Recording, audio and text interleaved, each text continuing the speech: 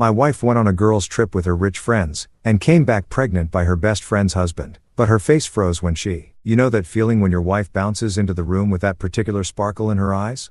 The one that usually means she's about to spend money we don't have on something we don't need? Yeah. Well, that Tuesday evening in March, Marissa practically floated through our front door like she just won the lottery.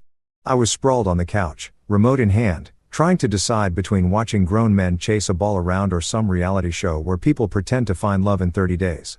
Real tough choice there, honey, she squealed, and I swear the windows rattled. You're never going to believe what just happened. I muted the TV and braced myself. Last time she'd said those exact words, we'd ended up with a timeshare in Florida that we visited exactly once. The time before that, she'd signed us up for ballroom dancing lessons that made me look like a seizure victim having a particularly bad episode. Clara just called. She continued, practically vibrating with excitement as she kicked off those ridiculously expensive heels that cost more than my car payment. She's invited me on the most amazing girls' trip ever. Clara, of course, it was Clara. Clara Martinez Blackwell, or whatever hyphenated name she was using these days, was Marissa's best friend from college and the kind of woman who probably had her morning coffee served on actual gold plates. The woman lived in a different stratosphere than us regular folks. The kind where money wasn't a problem. It was just a tool you used to solve minor inconveniences. Let me guess, I said, already knowing this was going to hurt my wallet somehow. She wants you to fly to Paris for lunch and shop for shoes that cost more than our mortgage. Marissa rolled her eyes in that way. That meant I was being dramatic again. No, smartass. She's rented this incredible beach resort for a whole week. Just the girls, no husbands, no kids, no responsibilities. Pure relaxation. She plopped down next to me on the couch, her face glowing like she discovered fire. It's going to be champagne every morning, spa treatments every afternoon, and just us girls catching up on everything. When's the last time I got to do something like this? I had to admit, she had a point. Between my job at the insurance company and her work at the nonprofit, we barely had time to catch our breath, let alone take vacations to fancy beach resorts. Our idea of a romantic getaway was usually dinner at Olive Garden, followed by a movie we'd stream at home because we were too cheap to pay theater prices. How much is this going to cost us? I asked because, let's be real, when your wife's rich friends invite her somewhere, there's always a catch. And that catch usually involves your credit card crying itself to sleep. That's the best part, she said, grabbing my hands like she was about to deliver news that would change our lives forever. Claire is covering everything. The resort, the food, the drinks, even the spa treatments. She said she just booked the whole place and wants her closest friends there to celebrate. Celebrate what? Marissa shrugged. I don't know. Life being awesome. Does it matter? I had to laugh. Only Clara would spend what was probably my annual salary on a week-long party just because she felt like it. Her husband, Victor, made some kind of ridiculous money in tech or finance or whatever it is that rich guys do when they wear suits that cost more than my car. I'd met him a few times at dinner parties and charity events that Marissa dragged me to. And he seemed decent enough. The kind of guy who remembered your name and actually listened when you talked, which was more than I could say for most of the stuffed shirts in their circle. So, when is this magical mystery tour happening? I asked. Next week, she said, and I could practically see her mentally packing already. Clara said it was last minute because someone else canceled and she didn't want the reservation to go to waste. Of course, it was next week. Rich people operated on a different timeline than the rest of us. They could just drop everything and jet off to paradise whenever the mood struck. Meanwhile, I'd have to sweet talk my boss into letting me take a sick day if I wanted to sleep in on a Tuesday. The next few days were a whirlwind of shopping and preparation that would have made a military operation look casual.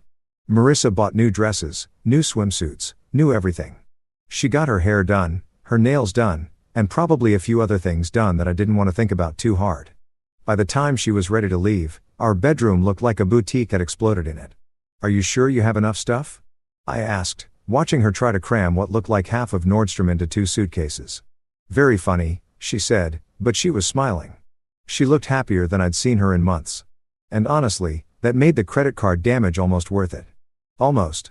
The morning she left, she was practically bouncing off the walls with excitement. She'd been up since 5 o'clock, double-checking everything and making sure she hadn't forgotten anything important. I made her coffee and toast, which she barely touched because she was too excited to eat. You're going to have an amazing time, I told her, and I meant it. She deserved this. We both worked hard, and if her rich friend wanted to spoil her for a week, who was I to complain? She threw her arms around me and kissed me like we were in some romantic movie. "I'm going to miss you so much," she said. "But I promise I'll call every night and tell you all about it. Just promise me you won't come back with any crazy ideas about redecorating the house with seashells or something," I said. She laughed and kissed me again. No promises. The Uber arrived right on schedule because, of course, Clara had arranged for premium transportation to the airport. I helped load her bags, which took longer than it should have because she'd packed like she was planning to relocate permanently to this beach resort.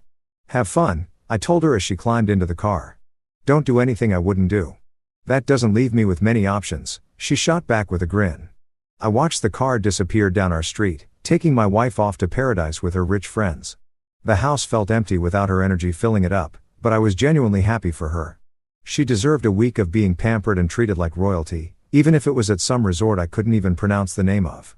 I had no idea that I was watching my marriage drive away in that Uber.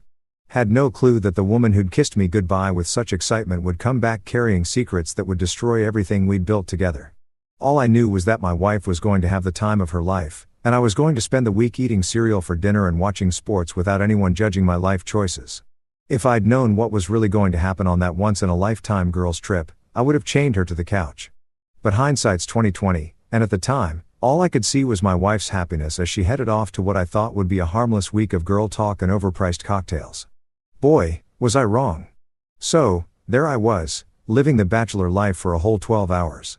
And let me tell you, it was everything I'd forgotten it could be. I ate pizza straight from the box while standing in my underwear at the kitchen counter, left my socks wherever they landed, and watched 3 consecutive hours of a show about guys building motorcycles.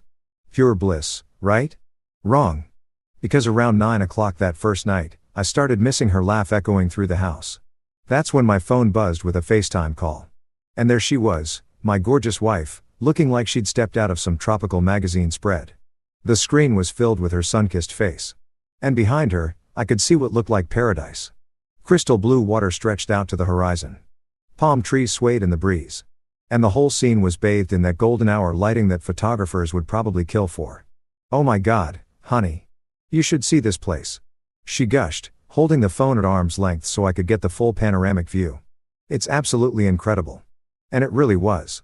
The resort looked like something out of a billionaire's fever dream. All white marble and infinity pools with staff members who probably made more in tips than I made in overtime. Clara really hadn't been kidding when she'd said she was going all out for this trip. "Looks like you're suffering real hard out there," I said, settling back into my recliner with a beer. "I can see how this is just terrible for you." She giggled and I could hear other women's voices in the background. Her fellow escapees from reality. No doubt sharing war stories about their various first world problems over drinks that cost more than my lunch budget for a week. "We just finished the most amazing dinner," she continued, turning the camera to show me the remnants of what looked like a feast fit for royalty. "And now we're about to hit the beach bar. Clara says they make these signature cocktails that are supposed to be life-changing." "Life-changing cocktails, huh?" "Let me guess. They cost about $50 each and come with a little umbrella that's probably worth more than my tie." "You're so cynical," she laughed, but she didn't deny it. "Just because you can't appreciate the finer things in life doesn't mean the rest of us can't enjoy them." She had me there while she was sipping champagne that probably aged longer than our marriage. I was working my way through a 6-pack of beer I'd bought with a coupon. Different worlds for sure. The next night, she called again, right on schedule. This time she looked even more radiant, if that was possible. Her skin had that perfect golden glow that only comes from a day spent lounging by the pool without a care in the world. And her hair had those beachy waves that women pay hair stylists hundreds of dollars to recreate. "How was your day in paradise?" I asked, genuinely curious about what rich people did when they had unlimited time and money to burn. "Oh, you know," she said, waving a hand dismissively. "Just girl stuff. We got massages, laid by the pool, had lunch at this cute little place overlooking the water." "Sounds rough," I said. Meanwhile, I had to deal with Mrs. Patterson calling about her flood claim for the 3rd time this week. Apparently, her definition of water damage includes everything that's ever been in the same room as a glass of water. She laughed, but it seemed a little forced. "Poor baby. Are you surviving without me?" "Barely," I said. "I actually had to do my own laundry yesterday. Nearly called emergency services." As we talked, I noticed other women moving around in the background. Clara and her crew all looking like they belonged in a luxury resort commercial. They were the kind of women who never had bad hair days or worried about whether their jeans made their butts look big because they could afford personal trainers and stylists to handle those problems for them. What else did you guys do today? I asked because honestly I was curious about how the other half lived. Oh, just, typical vacation stuff, she said. But her answer felt weirdly vague. Usually Marissa would give me a play-by-play of her day, complete with detailed descriptions of every meal and commentary on everyone's outfits. This time, it was like she was reading from a script written by someone who'd never been on vacation before. Come on, I pressed, give me details. What's Clara like when she's not hosting charity dinners? Are the other women as pretentious as they seem at those fancy parties you drag me to? They're actually really sweet, she said, but she seemed distracted by something happening off-screen. Look, honey, I should probably go. The girls are waiting for me and we're about to head out for the evening. Hot date with I joked. Something like that, she said. And for just a split second, I thought I saw someone move behind her. A male figure that definitely wasn't one of the girls. But it happened so fast that I convinced myself I'd imagined it. Maybe it was just a waiter or one of those resort staff members who were probably trained to be invisible until you needed them. The third night, the pattern continued.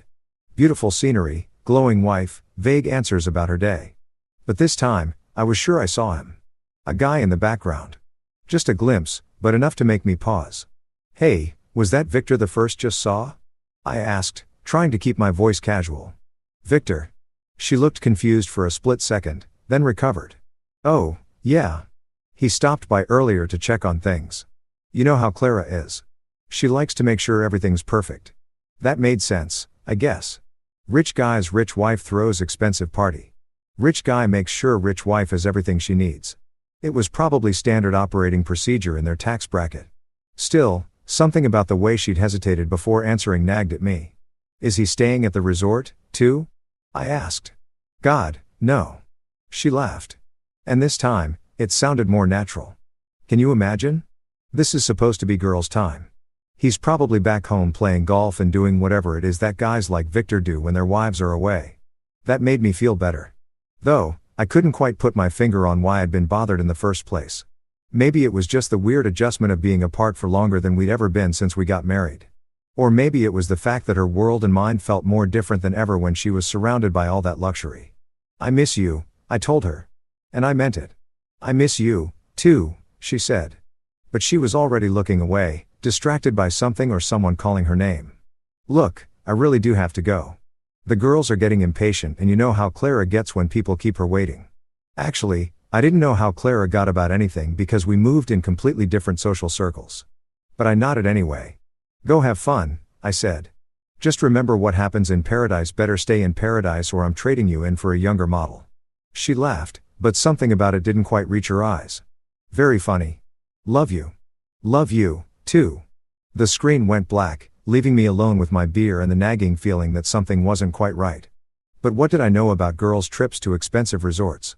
Maybe this was just how rich people vacationed, all mysterious and glamorous with vague stories and expensive cocktails.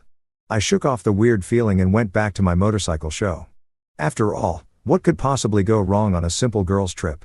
Famous last words right there. You know how when you've been looking forward to something for so long that when it finally happens, it almost feels anticlimactic. That's exactly how I felt sitting in the arrivals area at the airport, holding one of those cheesy welcome home signs I'd made as a joke. I'd even drawn little stick figures of us on it with hearts floating around our heads because I'm nothing if not a romantic genius. I'd been counting down the days like some lovesick teenager planning this whole elaborate homecoming. I'd cleaned the house until it sparkled, bought her favorite flowers, and even attempted to cook something that didn't come from a box or require a microwave.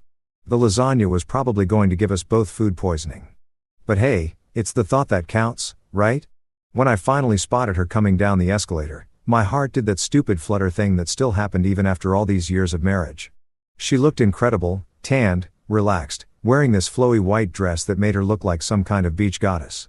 Her hair was lighter from the sun, and she had that effortless vacation glow that made me remember why I'd fallen for her in the first place. There's my world traveler, I called out, holding up the ridiculous sign, and probably embarrassing her in front of all the other sophisticated travelers who definitely didn't make arts and crafts projects for airport pickups. But instead of the huge smile and running leap hug I was expecting, she just walked over like she was reporting for duty or something. She kissed my cheek, not my lips, and said, "Hi, honey," in the same tone someone might use to acknowledge the mailman. That's it? I asked, genuinely confused. I don't get the full rom-com airport reunion scene. I made a sign and everything. She glanced at the sign and managed what I can only describe as a polite smile. The kind you give to your dentist when he tells you that you need to floss more. It's very nice, she said, but she was already looking around for the exit. The drive home was weird, like really weird. Usually after any kind of trip, even just a weekend visiting her parents, Marissa would talk my ear off about everything that happened. She'd give me a minute-by-minute breakdown of who said what they ate, who wore the ugliest outfit, the whole 9 yards. I'd learned to just nod and make appropriate noises at the right moments because honestly, I loved hearing her get excited about stuff. But this time, radio silence. She just stared out the window like she was seeing our neighborhood for the first time. Or maybe like she was already missing wherever she'd just been. Her phone was in her lap and I swear she checked it about every 30 seconds, which was strange because Marissa usually complained about being too connected to technology. So I said, trying to break the ice. Was the resort as amazing as it looked in those pictures you sent? She said, still looking out the window. Very nice. Very nice. That was it. This from the woman who once gave me a 45-minute detailed review of a chain restaurant because they brought her the wrong salad dressing. And the girls? How was Clara? Did she live up to her reputation as the ultimate hostess? She was fine, Marissa said, shifting in her seat. They were all fine. I tried a different approach. Come on, give me something here. Did anyone have any drama? Surely someone's Botox went wrong or their fake eyelashes fell into the soup or something. These are your rich friends we're talking about. There had to be at least one meltdown over thread count or champagne temperature. She finally looked at me and for just a second I saw something flash across her face. Guilt. Panic. But it was gone so fast I almost thought I'd imagined it. Nothing like that happened. She said it was just relaxing, spa stuff and pool time. Not really exciting enough for a full recap. Not exciting enough. This was Marissa we were talking about, the woman who once spent an entire evening telling me about a conversation she'd overheard in the grocery store checkout line. Everything was exciting enough for a full recap when it came to my wife. When we got home, I carried her bags in while she kind of wandered around the house like she was taking inventory. I'd spend hours making sure everything was perfect. Flowers on the counter, candles lit in the bedroom. Even that fancy bottle of wine we'd been saving for a special occasion chilling in the fridge. Welcome home, beautiful, I said, gesturing around at my handiwork like some demented game show host. I know it's not as fancy as your 5-star resort, but it's got something that place didn't have. What's that? She asked, and I could swear she looked almost nervous about my answer. Me? I said, going for charming, but probably landing somewhere closer to cheesy. Your devastatingly handsome husband who missed you like crazy and may have burned dinner in your honor. That got a small smile out of her, the first real one since she'd gotten off that plane. You cooked? I attempted to cook. I corrected.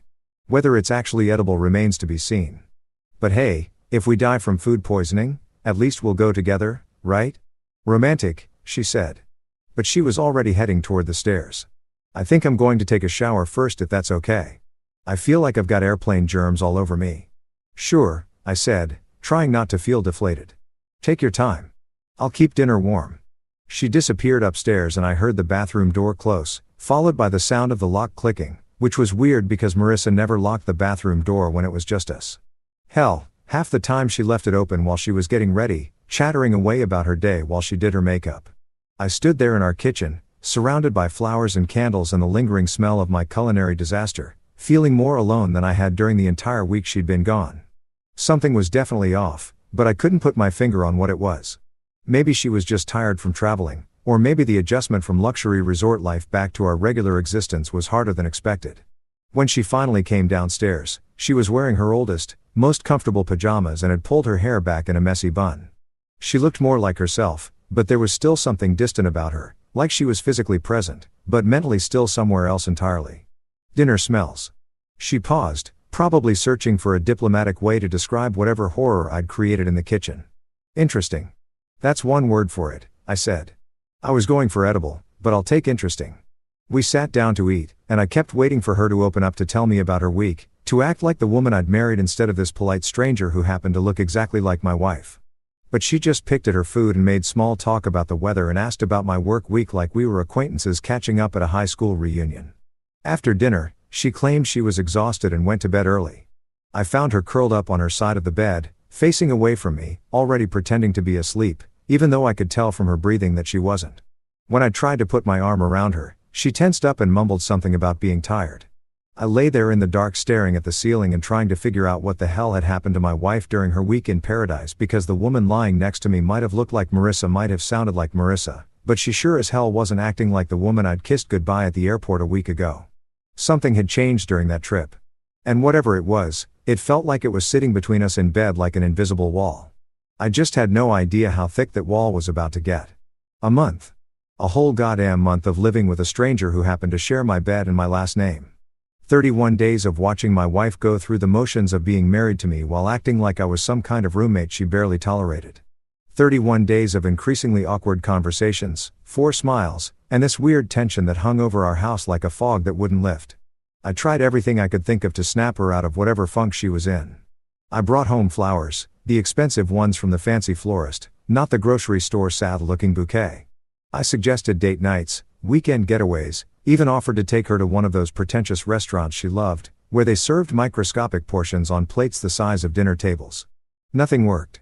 She went through the motions, said all the right words, but it was like she was reading from a script written by someone who'd never actually been in love. The worst part was the phone thing. Jesus Christ, the phone thing was driving me insane. She'd always been attached to her phone. What woman wasn't these days? But this was different. This was obsessive. She carried it with her everywhere, clutched it like it contained the secrets of the universe, and God forbid I should happen to glance in its direction. She'd angle it away from me, turn the screen toward her body, and sometimes she'd even leave the room just to check her messages. Who keeps texting you? I'd asked one evening when her phone had buzzed for the 15th time during dinner. Just work stuff, she'd said, not even looking up from whatever was apparently more interesting than the conversation we weren't having. Since when does the nonprofit send urgent messages during dinner? Did someone discover a new way to save endangered butterflies that couldn't wait until morning? She'd given me one of those looks, the kind that said I was being unreasonable for expecting my wife to actually talk to me during meals. It's just busy right now, she'd said. And that was the end of that conversation. But this particular Tuesday morning, something was different. I could feel it the moment I walked into the kitchen. Marissa was sitting at our dining table, the one we bought at a garage sale and refinished together during our first year of marriage when we thought projects like that were romantic instead of just exhausting. She had her hands wrapped around a coffee mug like she was trying to absorb its warmth. And she was staring at the table like it held the answers to all of life's mysteries. "Morning, sunshine," I said, going for my usual cheerful husband routine, even though we both knew it was getting harder to pull off. "You're up early. Couldn't sleep." She looked up at me and I felt my stomach drop. Her face was pale. Her eyes were red-rimmed like she'd been crying. And she had this expression that I'd never seen before, like she was about to deliver news that would change everything. It was the kind of look people got right before they told you someone had died or the house was being foreclosed on. "We need to talk," she said, and her voice was barely above a whisper. For simple words that every husband in the history of marriage has learned to fear because "we need to talk" never preceded good news. Nobody ever said "we need to talk" and then announced they'd won the lottery or gotten a promotion or found a $20 bill in their old jeans. "We need to talk" was relationship code for "buckle up buttercup because your world is about to get rearranged." I sat down across from her trying to read her face for clues about what kind of disaster we were dealing with. My mind started racing through possibilities. Had she lost her job? Were her parents sick? Had someone died? Was she having some kind of midlife crisis where she decided she needed to find herself by backpacking through Europe or taking up pottery? "Okay," I said, trying to sound calm, even though my heart was already picking up speed. "What's going on?" She took a shaky breath and her hands trembled so badly around the coffee mug that I thought she might drop it. "I'm pregnant," she whispered. And for about 3 seconds, my world tilted in the best possible way. Pregnant. We'd been trying for a baby for months, having those careful conversations about timing and finances, and whether we were ready to bring a tiny human into our messy, imperfect life. We'd bought pregnancy tests in bulk from Costco, like we were preparing for some kind of conception apocalypse. We'd tracked ovulation cycles and optimal timing until the whole thing started feeling more like a science experiment than romance. "Are you serious?" I asked, and I could feel this stupid grin spreading across my face. "Really? We're finally going to be parents." But she didn't smile back. She didn't throw herself into my arms or start crying happy tears or do any of the things I'd imagined she'd do when this moment finally came. Instead, she just sat there looking like she was about to throw up, and not in a cute morning sickness kind of way. "Marissa," I said, and something cold started creeping up my spine. "What's wrong? Aren't you happy about this?" She opened her mouth, closed it, then opened it again like a fish gasping for air. When she finally spoke, her voice was so quiet I had to lean forward to hear her. "It's not yours." The words hit me like a physical blow. I actually felt my chest constrict, like someone had reached into my ribcage and squeezed my heart with their fist. The kitchen seemed to tilt sideways, and for a moment, I wondered if I was having some kind of medical emergency because surely this couldn't be real. Surely my wife hadn't just told me she was pregnant with another man's baby. "What did you just say?" I asked, because maybe I'd misheard. Maybe she'd said something else, something that didn't destroy everything I thought I knew about my life. She looked down at the table, tears streaming down her face. "Now the baby, it's not yours. Whose is it?" The question came out of my mouth before my brain had fully processed what was happening. I felt like I was watching this conversation from outside my body. Like this was happening to someone else and I was just a spectator to my own life falling apart. She was crying harder now. Ugly sobs that shook her whole body. "Victor's," she whispered. "Clara's husband." And there it was. The bomb that had been ticking away for a month finally exploded, taking our marriage, our future, our entire life together, and blowing it into tiny irreparable pieces. Victor, Clara's husband, Victor, who I'd shaken hands with at charity dinners and made small talk with about sports and the weather. Victor, who'd apparently done a lot more than just check on things during that girl's trip to paradise. I sat there staring at my wife, my pregnant wife, who was carrying another man's child, and tried to process information that my brain simply refused to accept. This had to be a mistake, a misunderstanding. Maybe she'd gotten confused about dates or timing or something. Anything other than what she was telling me. "How?" I asked because apparently my mouth was still working even though my brain had completely shut down.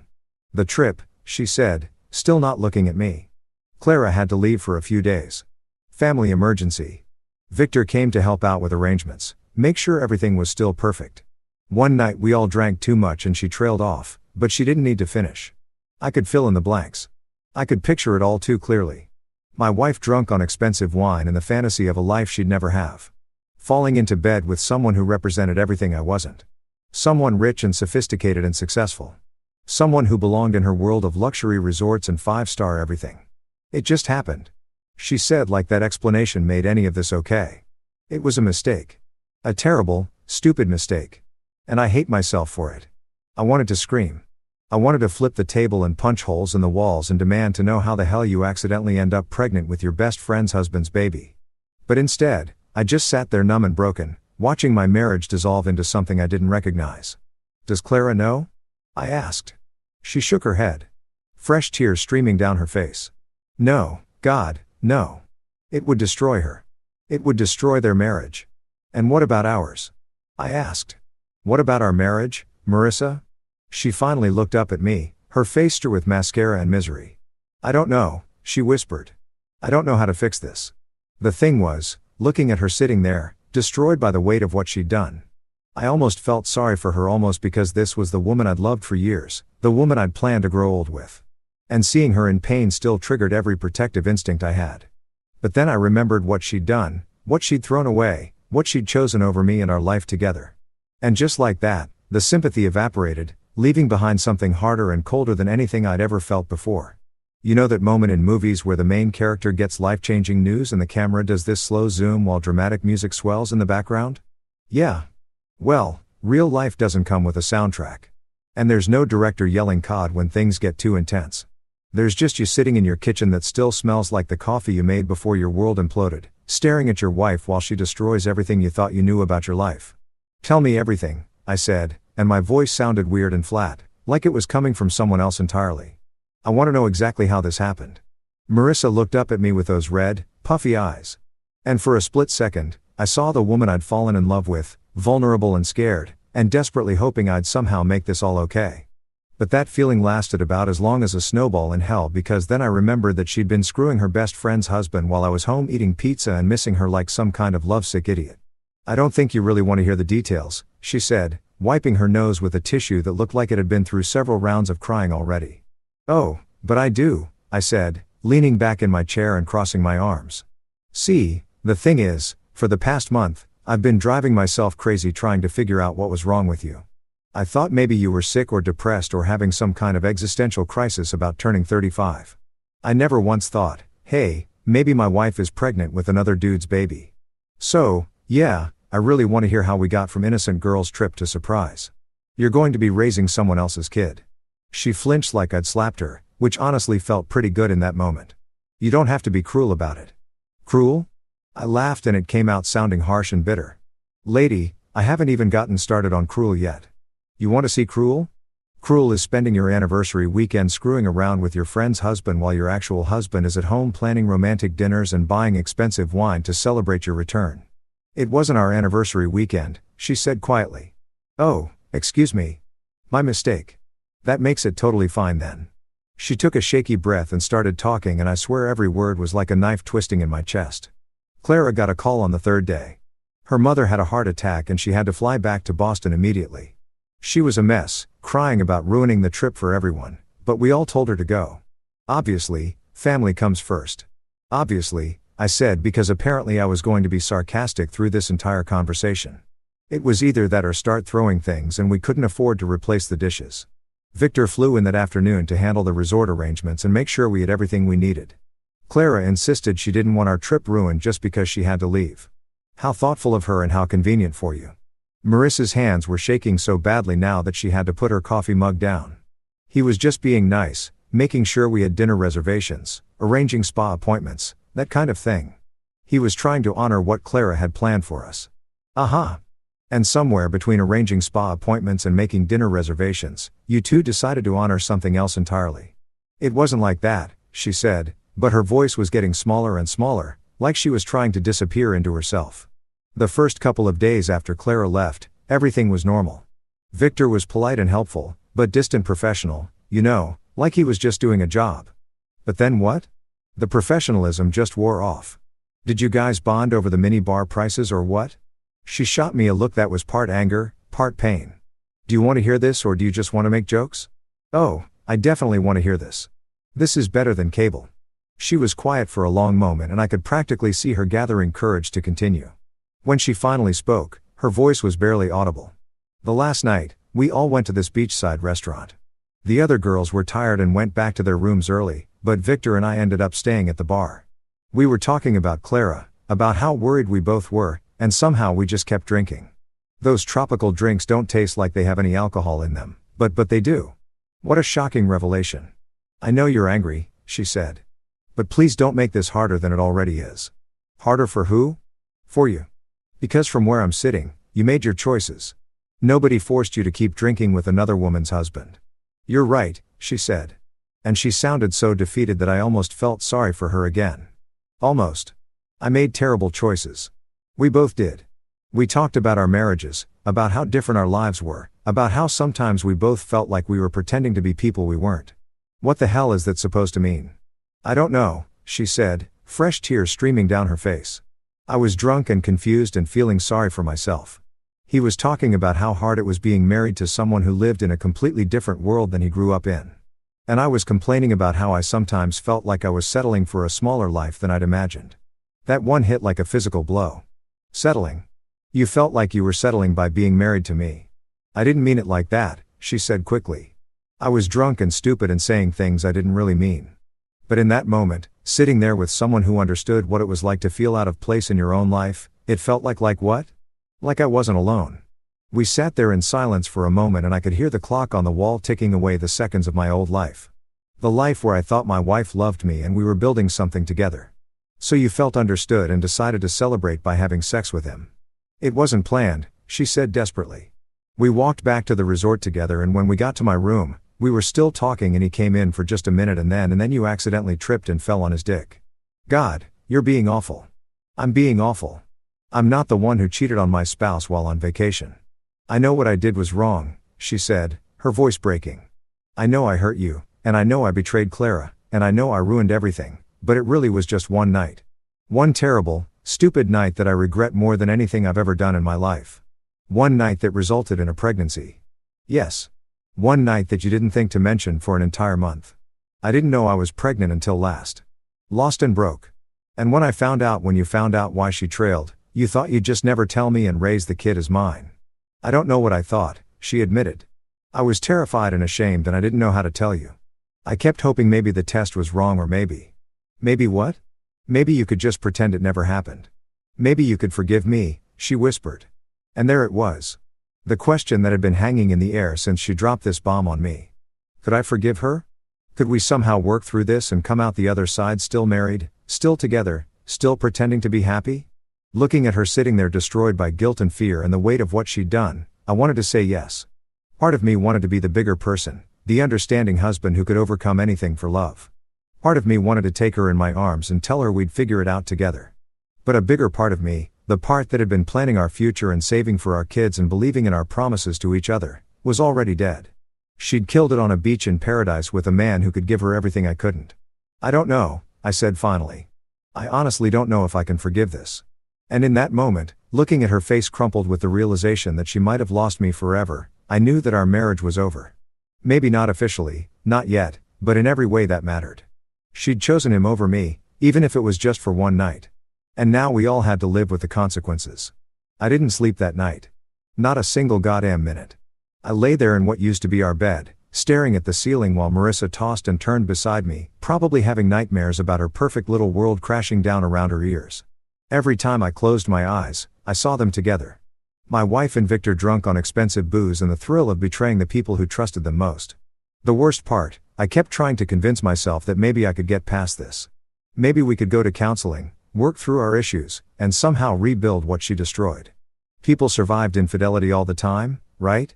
There were entire industries built around helping couples recover from affairs. Maybe I could be one of those noble, forgiving husbands who rose above his pain for the sake of love. But every time I started down that path, I hit the same wall, the baby. Because this wasn't just about a one-night stand or a moment of weakness. This was about raising another man's child, looking at that kid every day for the rest of my life, and being reminded of what my wife had done. This was about family photos where I'd know the truth that nobody else could see. About birthday parties and Christmas mornings and college graduations built on a foundation of lies. Around 5 o'clock in the morning, I gave up on sleep and went downstairs to make coffee. My hands were shaking as I measured out the grounds, and I kept replaying Marissa's confession in my head, like some kind of twisted highlight reel. The way she described feeling understood by Victor, like I was some kind of emotional who couldn't comprehend her complex inner life. The way she'd talked about settling for a smaller life, like our marriage was some consolation prize she'd accepted because she couldn't do better. That's when it hit me. The thing that had been nagging at me since yesterday. Clara didn't know. She was walking around, probably planning dinner parties and charity events, completely oblivious to the fact that her husband had knocked up her best friend during what was supposed to be an innocent girls' trip.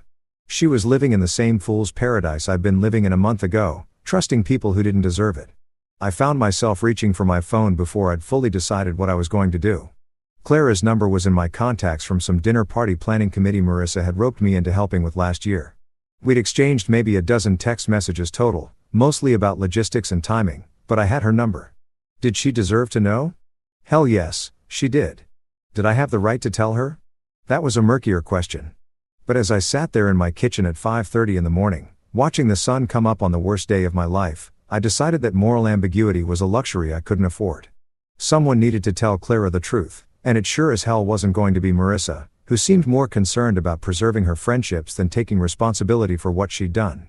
I waited until 8 o'clock, figuring that was a reasonable time to call someone with devastating news because apparently I still had some sense of social etiquette even in the middle of my personal apocalypse.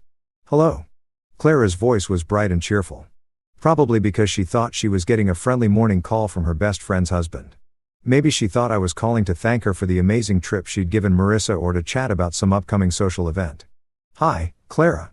It's me, Marissa's husband, I said, realizing I sounded like I was introducing myself to someone I'd never met, which was basically accurate since all our previous interactions had been surface-level pleasantries at parties where we were both just playing our assigned roles as supportive spouses. Oh, hi. She sounded genuinely pleased to hear from me. How are you? How's Marissa? I've been meaning to call her, but things have been so crazy since I got back from Boston. My mother's doing much better, thank goodness. But the whole experience was just exhausting. And there it was. The perfect opening to destroy her day, her marriage, and probably her entire worldview. Actually, that's kind of why I'm calling, I said, trying to figure out how to ease into this conversation. How do you tell someone their husband cheated on them?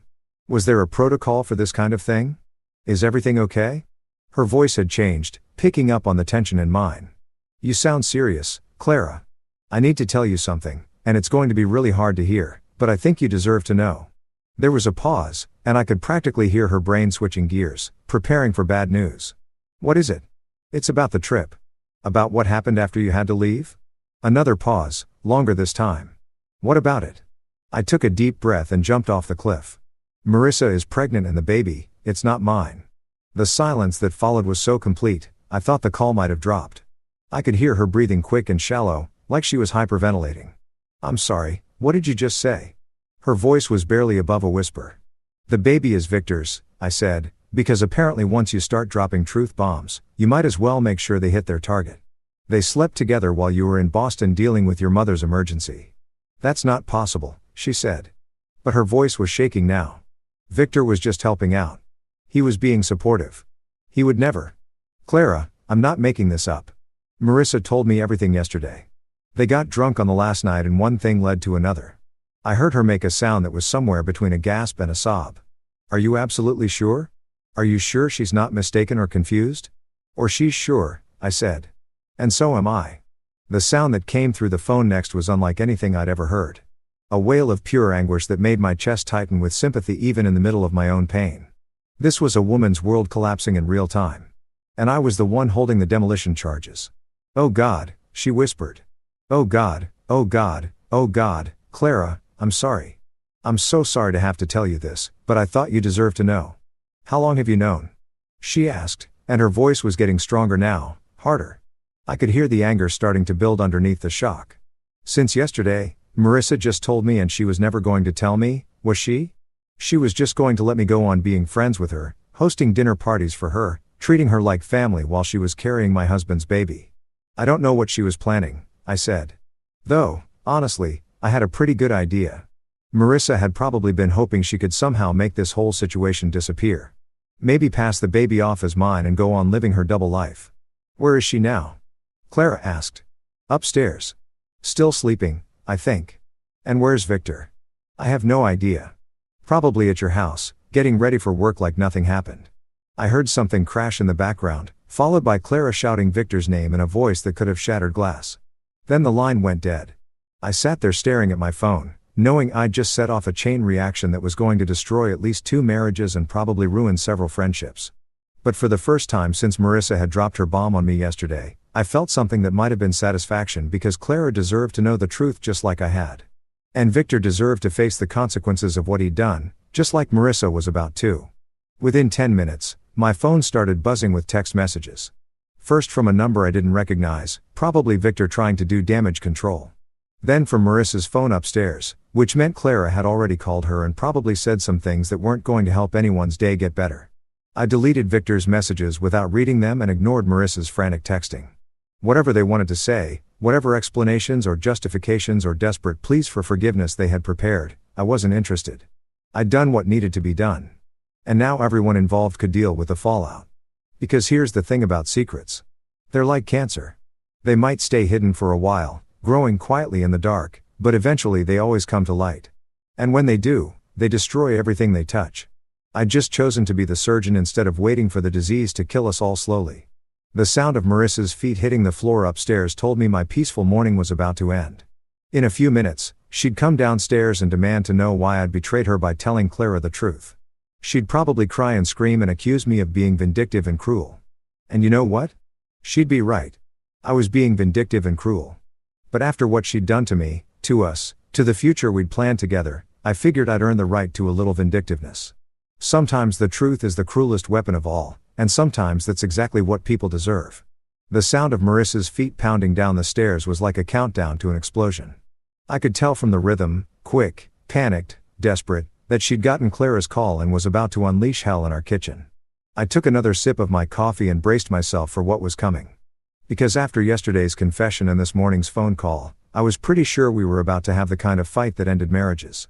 She appeared in the doorway like some kind of avenging angel, except instead of bringing divine justice, she was bringing accusation and fury.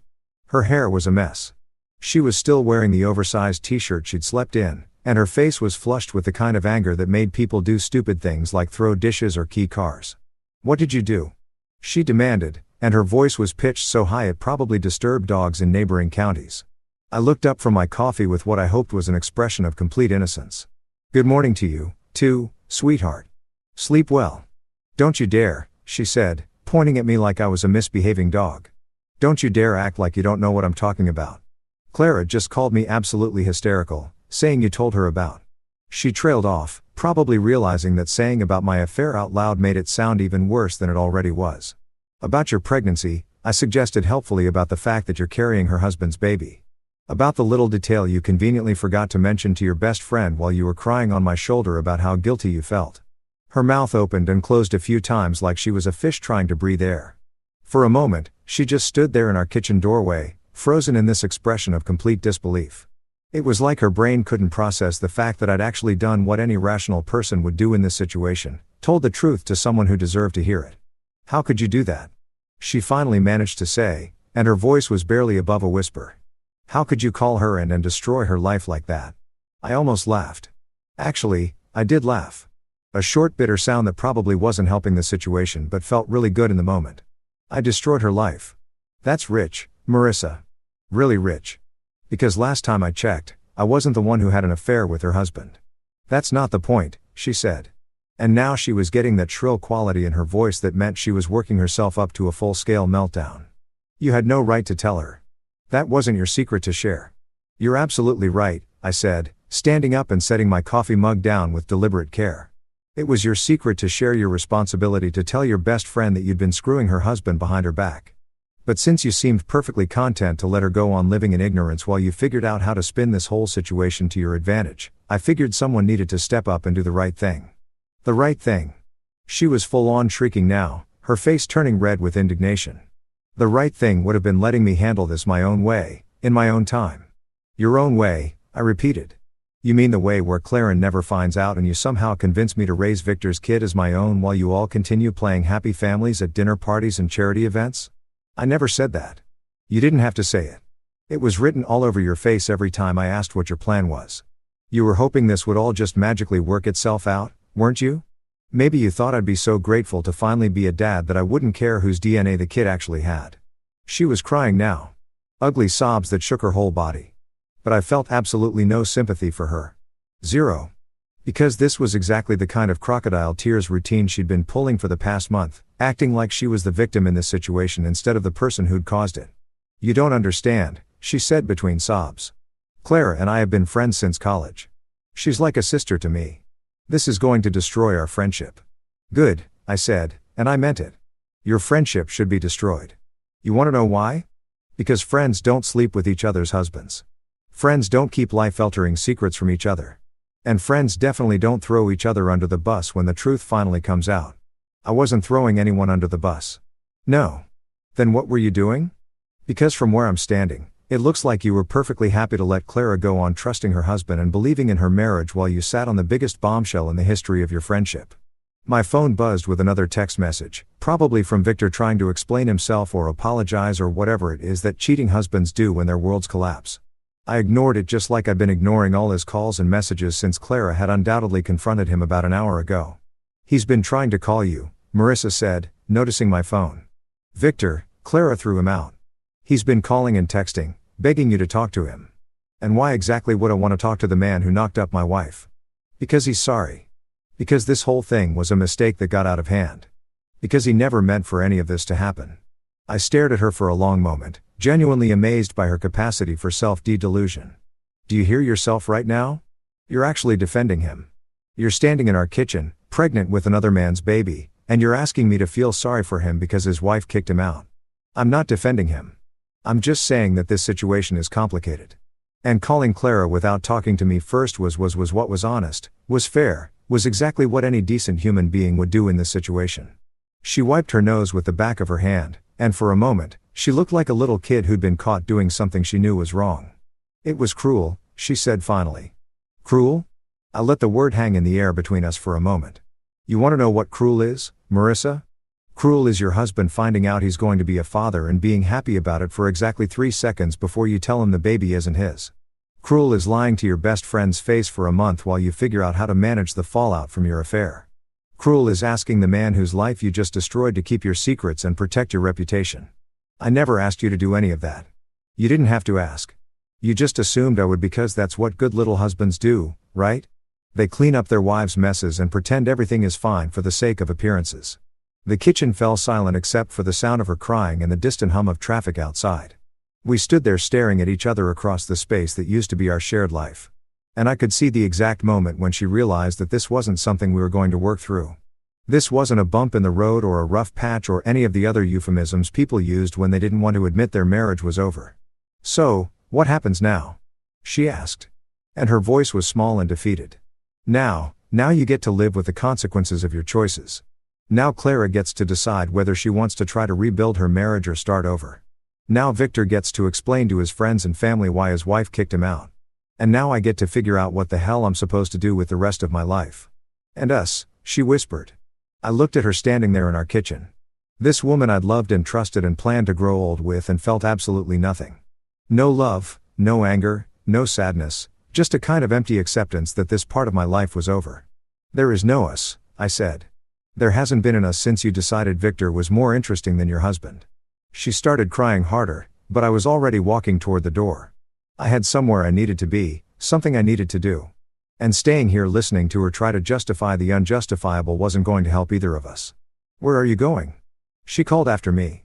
"To work," I said without turning around. Some of us still have responsibilities to people who actually trust us. I grabbed my keys and walked out, leaving her standing in our kitchen with her tears and her regrets and her complete inability to understand that some things once broken can't be fixed. The truth was out now, for better or worse, and everyone involved was going to have to figure out how to live with it. The next few weeks were like living in some twisted version of Groundhog Day.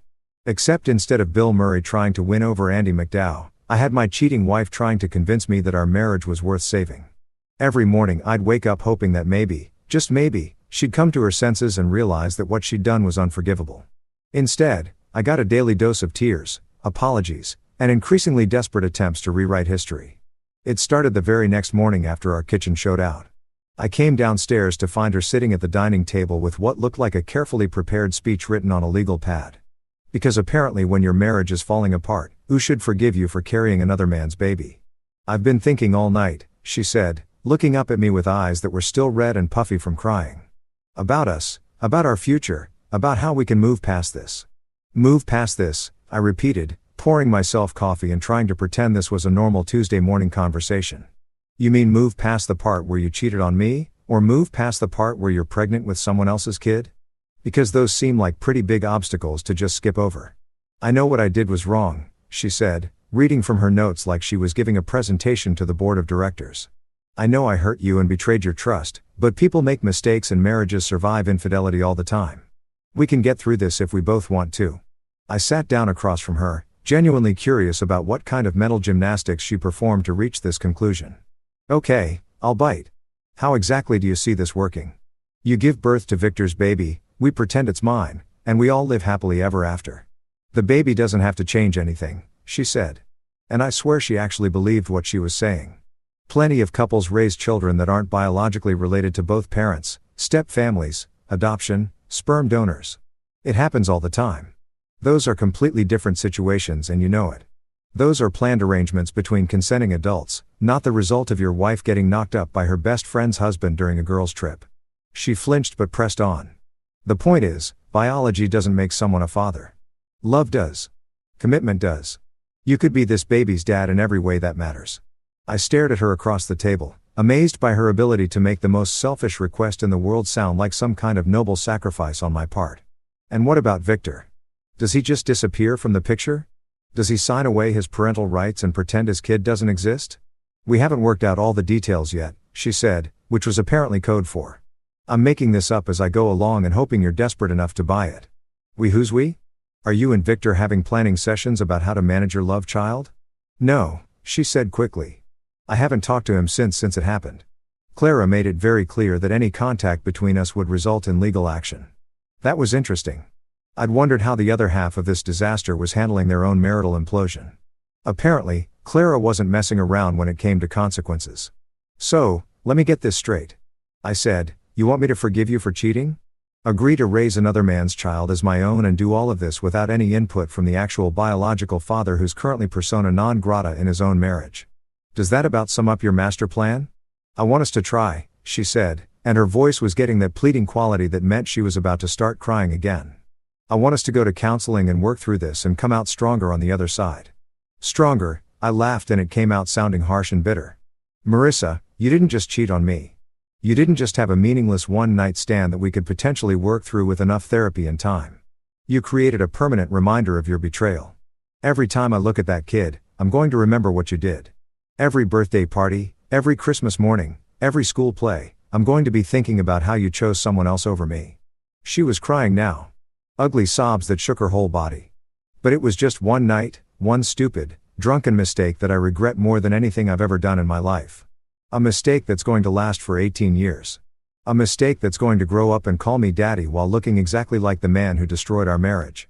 You don't know what the baby will look like, she said weakly. Come on, Marissa. Victor's got those dark eyes and that Mediterranean complexion. If this kid comes out looking anything like him, everyone's going to know the truth anyway.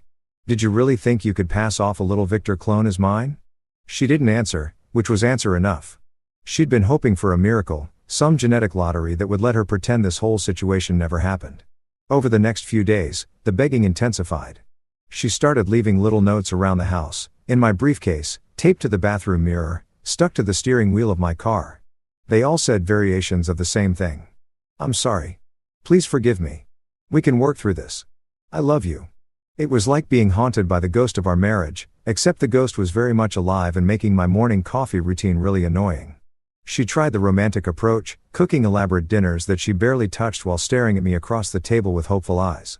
She tried the practical approach, making lists of all the reasons why staying together made financial sense. She even tried the guilt approach, suggesting that divorcing her while she was pregnant made me the bad guy in this situation. Everyone's going to think you abandoned me in my time of need, she said one evening while I was trying to watch the news in peace. Let them think whatever they want, I said without looking away from the TV. Anyone who knows the truth will understand why I left. But what about people who don't know? What about your coworkers, your family, or friends? They're going to think you're a monster for leaving your pregnant wife. Are you seriously trying to guilt me into staying married to you because you're worried about what people will think? I'm trying to point out that divorce isn't going to solve anything. You're still going to have to deal with the gossip and the judgment and the awkwardness. At least if we stay together, we can control the narrative. Control the narrative. Like our marriage was some kind of PR campaign that needed better messaging. Like the problem wasn't what she'd done, but how other people perceived what she'd done. You know what I said, finally looking at her? You're right. People are going to talk. They're going to speculate and gossip and probably come up with theories that are even worse than the truth. But you know what they're not going to do? They're not going to have to wake up every morning next to someone who betrayed them. They're not going to have to pretend to love a child that represents the worst moment of their marriage. They're not going to have to spend the rest of their lives wondering when it might happen again. It won't happen again, she said desperately. I swear to you, nothing like this will ever happen again. You're right, I said, standing up and heading for the stairs because I'm not going to give you the chance. I'd already started looking at apartments online, checking my finances, and mentally preparing for the conversation with a divorce lawyer. I just hadn't told her yet because some small part of me was curious to see how far she'd go to try to save something that was already dead. The answer apparently was pretty far because the next morning I found her in the kitchen with pregnancy brochures spread across the table talking about how we could take parenting classes together and pick out nursery furniture and plan for our future as a family. Our future as if we had one. As if I was going to spend the next 18 years pretending to be grateful for the opportunity to raise her lover's child. That's when I knew it was time to put us both out of our misery and end this charade once and for all. There's something weirdly liberating about making a decision that you know is going to hurt like hell, but also set you free. It's like finally deciding to get a root canal. You know it's going to suck, but at least the constant pain will stop. That's exactly how I felt the morning I decided to pull the trigger on divorce papers instead of listening to another one of Marissa's speeches about second chances and the healing power of love. I'd spent the weekend apartment hunting, which was about as depressing as it sounds. Turns out that when you're a middle-aged insurance adjuster looking for a place to live after your wife destroys your marriage, your options are pretty limited. I could afford either a decent apartment in a sketchy neighborhood or a crappy apartment in a decent neighborhood, but not both. I went with decent neighborhood and crappy apartment because at my age, I figured I needed all the safety I could get. The place I settled on was a one-bedroom unit in a complex that looked like it had been built during the Carter administration and hadn't been updated since. The carpet was beige, the appliances were harvest gold, and the bathroom had the kind of shower that made you feel like you were being misted rather than actually cleaned. But it was mine, or would be mine once I signed the lease and figured out how to tell my wife that I was leaving. Monday morning, I called in sick to work, which wasn't technically a lie because the thought of going to the office and pretending everything was normal made me physically nauseous. Instead, I drove to the law office of Mitchell & Associates, which specialized in divorce cases and had decent reviews on Google, because apparently that's how people choose lawyers these days, the same way they pick restaurants and plumbers. Robert Mitchell turned out to be exactly what you'd expect from a divorce attorney. Sharp suit, sharper attitude, and the kind of handshake that let you know he'd seen every variation of marital disaster imaginable. He listened to my story without judgment, took notes on a legal pad that probably cost more than my monthly car payment, and gave me the kind of straightforward advice that I'd been hoping for. "This is pretty cut and dried," he said, leaning back in his leather chair. "Adultery is still grounds for divorce in this state, and pregnancy by another man certainly qualifies as irreconcilable differences. The question is, what do you want to walk away with?" "My dignity," I said, "and as little drama as possible." He smiled, and it wasn't a particularly warm expression. In my experience, men who say they want as little drama as possible usually end up getting screwed in the settlement. "Are you sure you don't want to fight for half the house, alimony, pain, and suffering?" "I just want out," I told him. "She can have the house, the furniture, the wedding china. We never use all of it. I don't want anything that reminds me of this marriage." "What about the pregnancy? Do you want to establish paternity? Make sure you're not on the hook for child support." That was a conversation I'd been dreading, but it had to happen. "The baby isn't mine. I want that clearly established in the divorce decree, so there's no confusion later." He made more notes, probably calculating his fee based on how complicated this was going to get. "We'll need DNA testing once the child is born, assuming the biological father is willing to cooperate. If not, we can compel testing through the courts." "He'll cooperate," I said. "His wife already kicked him out. I don't think he's in a position to make demands." After 2 hours of paperwork and legal strategy, I walked out of that office feeling like I just bought my freedom for the cost of a small car. It was expensive, but some things are worth paying for, and peace of mind was definitely one of them. That evening, I sat Marissa down for what I knew would be our last real conversation as husband and wife. She must have sensed something was different because she'd spent the day cleaning the house and cooking my favorite dinner, like she was trying to remind me of all the domestic bliss I'd be giving up. "We need to talk," I said, and I saw her face immediately shift into panic mode. "If this is about the baby again, I already told you that we can work through this. There are support groups for couples dealing with infidelity, and I found this counselor who specializes in." "I want a divorce," I said, cutting her off before she could launch into another prepared speech about the healing power of professional therapy. The words hung in the air between us like a death sentence. She just stared at me for a long moment, her mouth slightly open like she couldn't quite process what I'd said. "You don't mean that," she said finally. "You're angry and you have every right to be, but divorce isn't the answer. We can fix this." "No, we can't," I said, and I was surprised by how calm my voice sounded. "Some things can't be fixed, Marissa. Some mistakes are too big to come back from." "But I love you," she said. And she started crying again. "I made a terrible mistake, but I love you. And that has to count for something." "It does count for something," I said. "It makes this harder than it needs to be. But love isn't enough to fix what you broke." She tried everything she could think of in the next hour. She cried. She bargained. She promised to do anything I wanted if I'd just give her another chance. She offered to cut off all contact with Clara and Victor. To move to another city, to go to church, to get individual therapy, couples therapy, family therapy. She painted pictures of the life we could have together, the family we could build, the happiness we could find if I'd just forgive her. But I'd already checked out emotionally.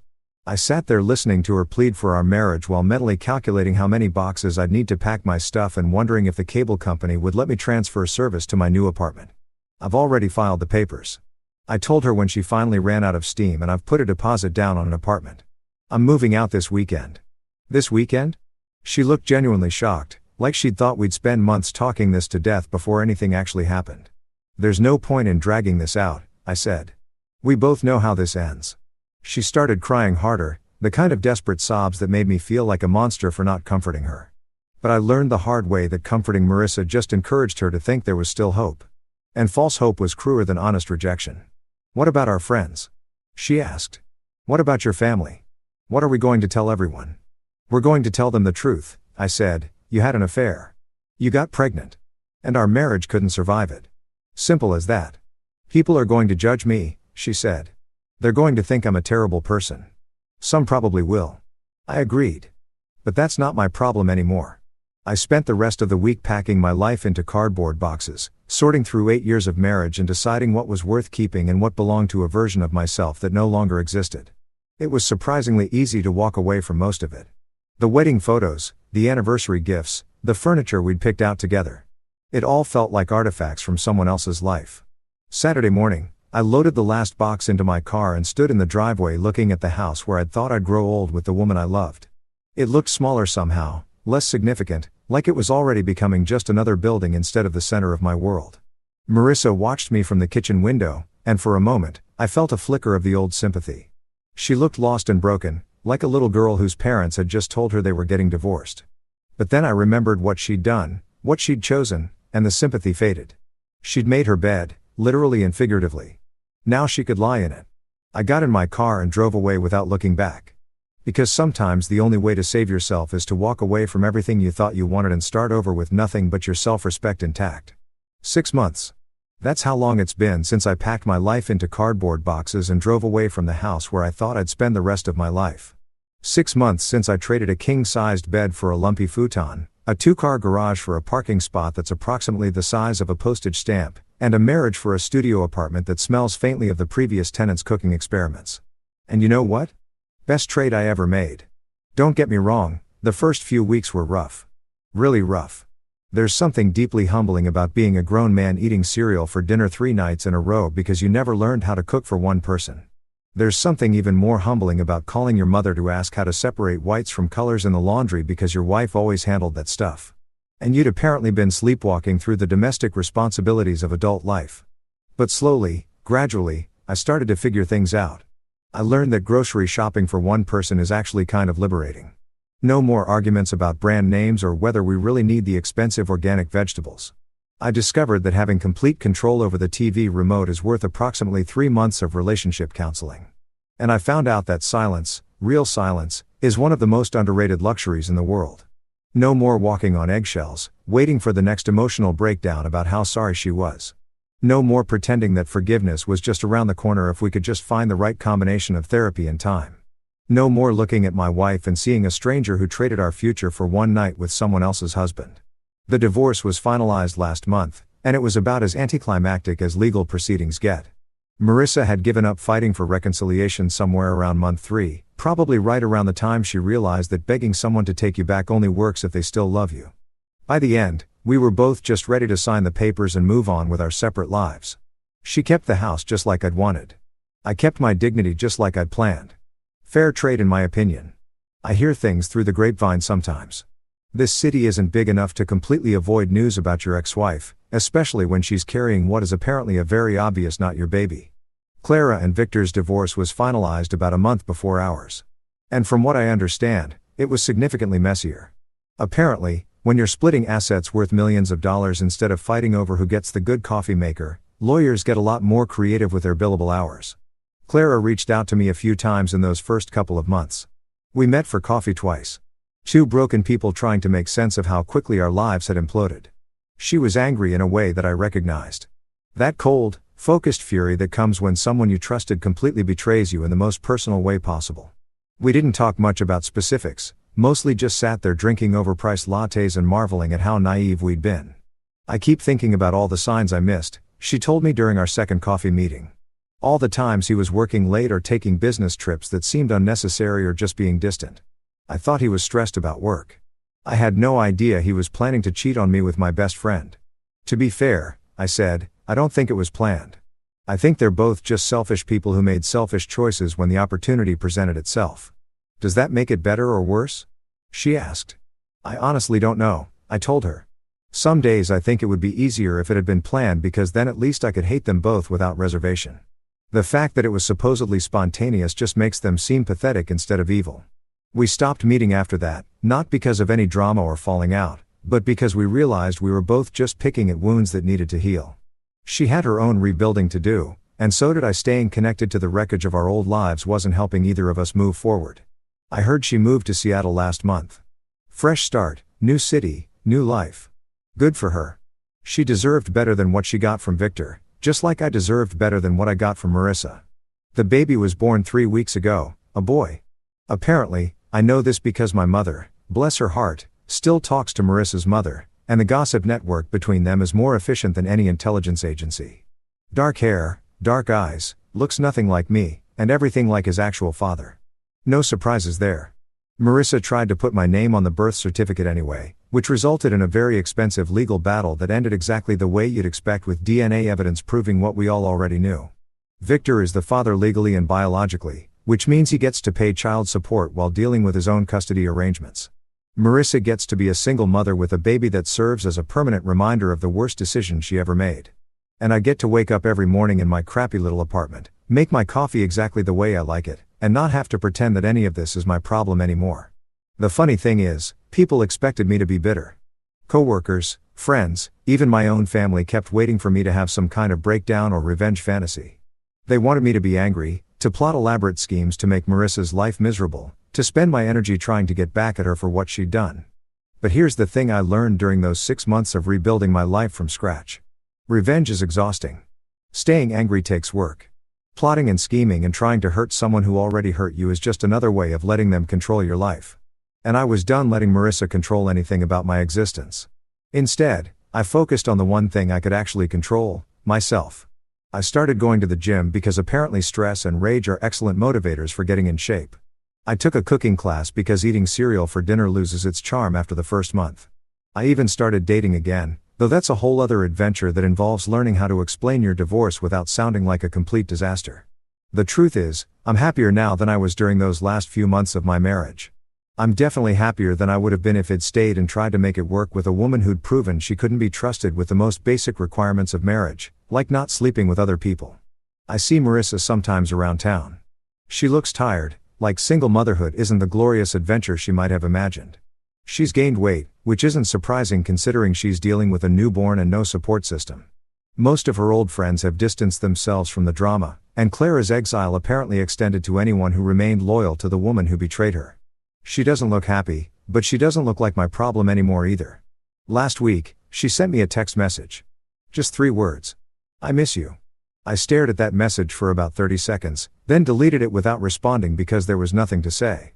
Missing someone and regretting your choices aren't the same thing as deserving a second chance. And even if she truly regretted what she'd done, even if she'd learned from her mistakes and become a better person, it didn't change the fundamental truth of our situation.